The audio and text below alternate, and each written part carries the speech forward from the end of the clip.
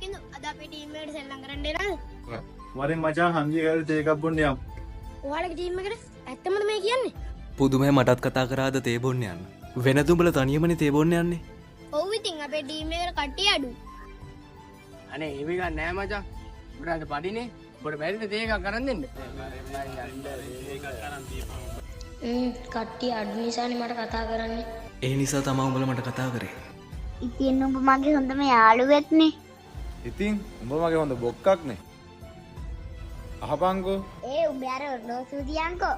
මට උඹ බයික් කියවනේ ගමනක් යන්න. මන් දෙන්න. හරි මන් දෙන්න. රාදේ උඹත් එන්න තිබ්බේ නාන්න යන්න. අපරාධි උඹත් එන්න තිබ්බේ ට්‍රිප් එක යන්න. ෆී ගොඩක් වෙලා ඇලෙන්නේ නැව. සුපිරි ආතල්ලයක් ගත්තේ ඈ.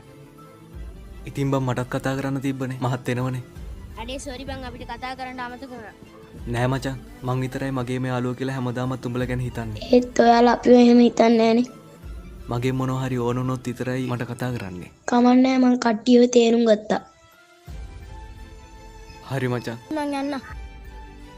මේ ලෝකේ හැම කෙනෙක්ම එයාලගේ වාසියට තමයි අපි ගාවට එන්නේ. ඒ නිසා මිනිස්සුන්ව පරිස්සමෙන් ඇසුරු කරන්න.